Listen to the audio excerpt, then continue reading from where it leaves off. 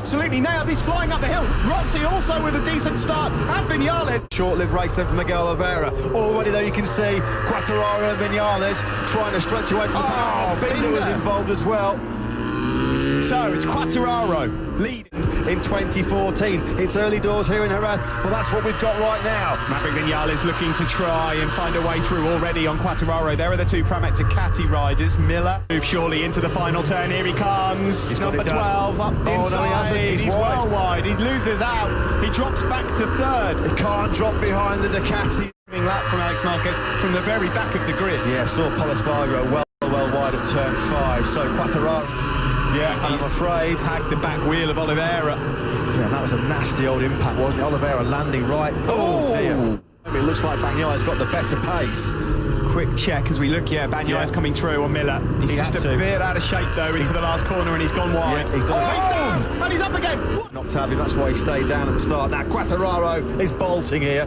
Rossi hasn't got the pace of the Frenchman, and at the moment Vinales can't find a way back through on Rossi. The buffer from Quartararo on board with Vinales. Quartararo mullered the two Yamahas behind him on that last lap. 6/10 quicker than Rossi, half a second quicker than Vinales. Already is he making in front of them here in Jerez. The Pramac Ducati rider from Australia closes. Fabio Quartararo is checking out. Yeah, onto the home straight. Rossi, 0.8 of a second that last lap. Quartararo was faster than Rossi. Yeah, and you can see how impatient Vinales is now to try and get through on Valentino Rossi. He's losing chunks. The front early doors, it could be a costly mistake for Maverick Vinales. Is he going to find a way up the inside of Rossi into turn 6? No, he's not close enough. We know that Rossi might not have the pace to go with Quartararo one thing away. Again, Quartararo's just taking more time out of these two behind him. Another couple of tenths he's found. In fact, Quartararo is blitzing them in sector 3. He's find a way through.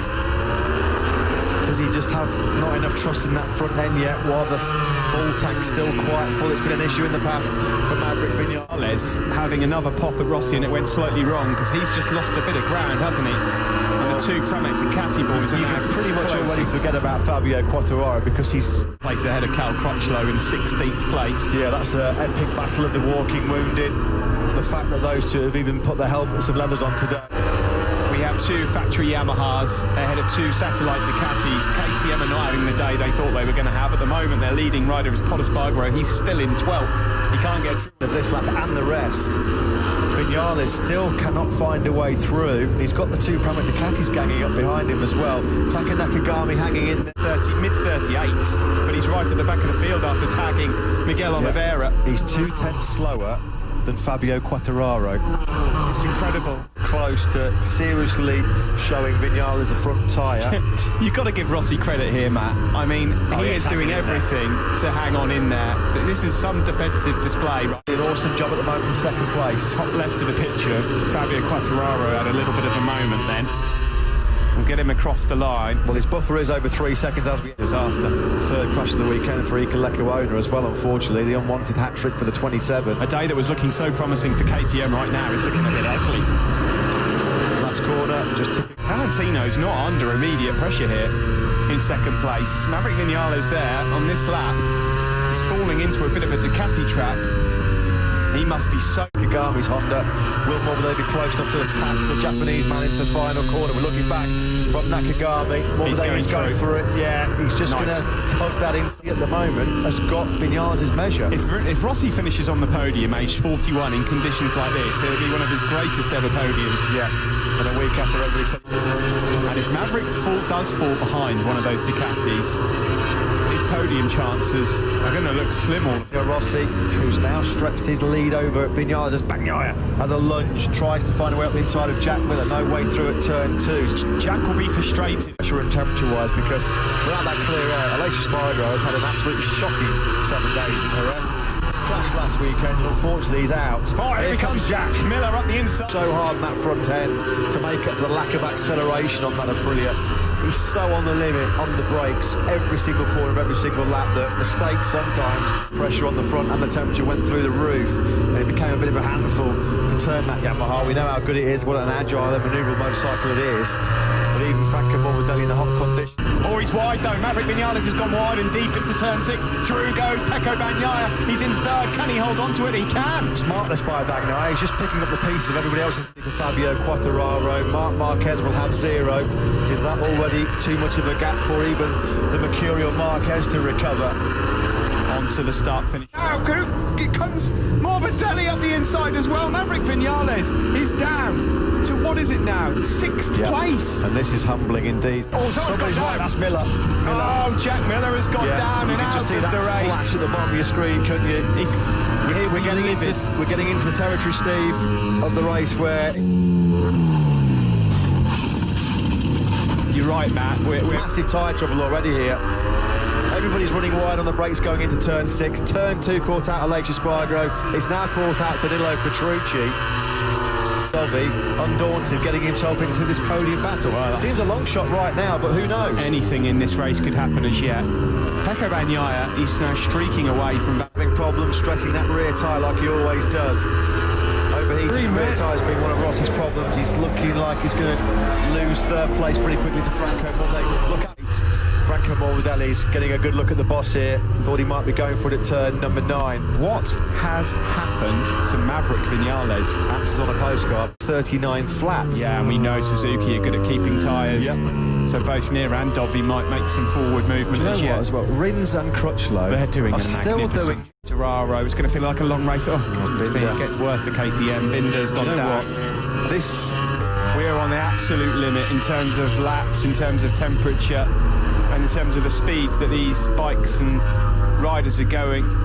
This is going to... There's some brilliant rides. Anyone that finishes this race basically needs a huge pat on the back. Could not agree more. There's Taka Nakagami as well, 6th place here. Near just 50% fit. And he's doing personal best laps of a 39.4 on lap 14. I was convinced yesterday that he wouldn't even go into qualifying. Yeah, I didn't think it was going to happen. Was he in this race left? 11 laps to go, make that 10 across the line. Quite a lonely race at the moment for Paul Espargaro. It's quite a lonely race for this guy as well. Good ride again by this young man, Alex Marquez. Yeah, I agree with that. On the Repsol Honda, yes, there's been a few crashes, a few fallers, but he's running a pretty decent, consistent pace at the stage last weekend, Steve, where Pecco Bagnaia's front tyre just fell off a cliff, and that's why we saw him drop down to 7th. So let's just see, they've been working a lot on front tyre during the rear grips and throwing him over the high side. What are your thoughts? Because that was a nasty one. Yeah, hopefully we get to see it again. It's pretty horrible for Brad. Sorry, Simon. And Yamaha's reliability gremlins are back. Major concern for the Iwata factory. Rossi out with the technical last weekend. Franco Morbidelli cruelly denied. It was exactly like Valentino's. At this stage, with overheating that rear tyre, running out of rear grip here, Rossi, and now Vinales is trying to strike and salvage a podium. Being reduced from 7 to 5 in this shortened season. Are Yamaha going to have to knock out some performance on their engines to make them more reliable?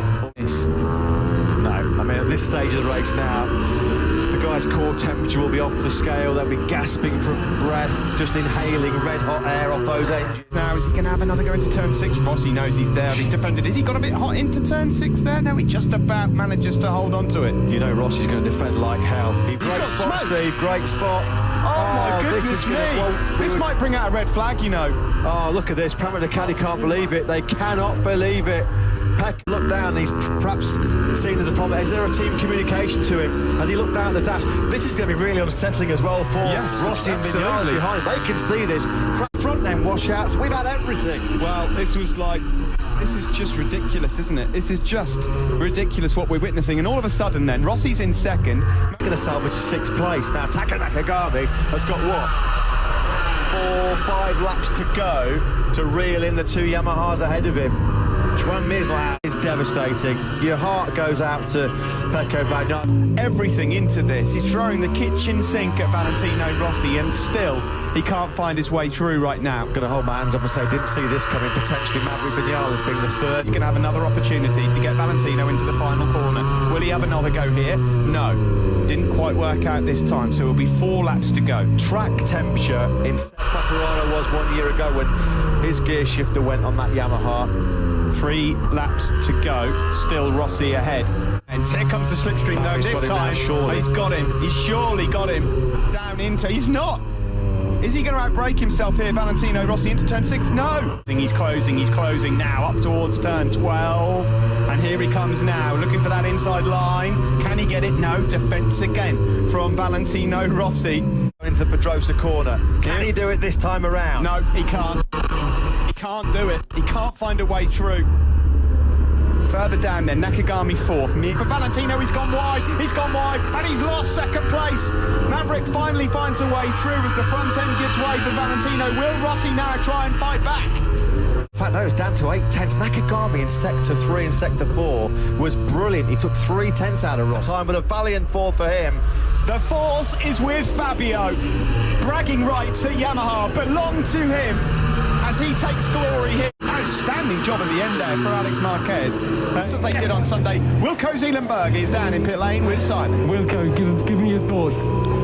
Well, of course, that's what we wanted, but...